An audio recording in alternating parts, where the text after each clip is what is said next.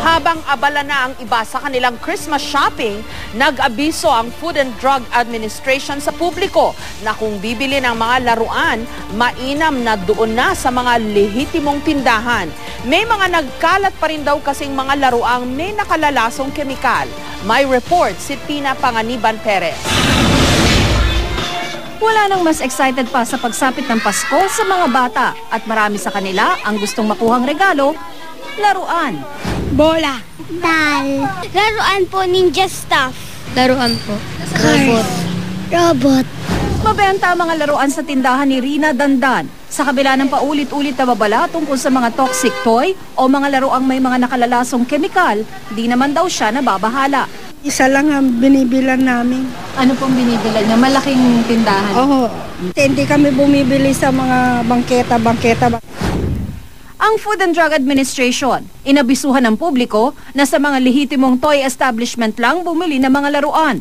Ito'y para masigurong walang nakalalasong kemikal ang mga produkto.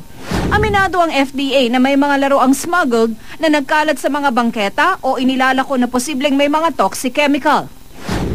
Natuwa naman ang Eco-Waste Coalition sa abiso ng FDA.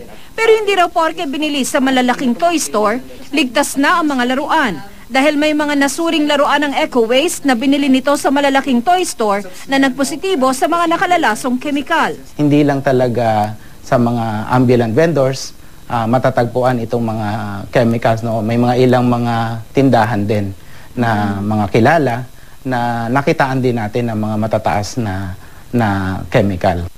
Malaking bahagi ng buhay ng isang bata ang paglalaro. Pero ang tanong, ligtas ba ang kanilang mga laruan? Sa unang tingin, aakalain mo bang ang mga laruang ito ay may taglay na mga nakalalasong kemikal?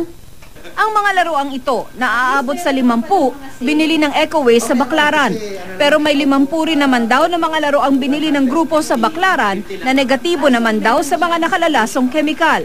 Gayunpaman, mabuti pa rin daw na sundin ang abiso ng FDA na sa mga lehitimong tindahan lang bumili. Mas madali natin silang habulin. Pangalawa, nag-i-issue sila ng resibo at may posibilidad na sila ay nagko-comply. Meron silang certificate of conformity na posibleng na-issue galing sa Food and Drug Administration. May 135 na mga toy manufacturer, importer at distributor ang binigyan ng FDA ng license to operate. Pero bago makapagbenta, kailangan pa nilang kumuha ng Certificate of Conformity para masigurong ligtas ang kanilang mga laruan. Tina Panganiban Perez, GMA News.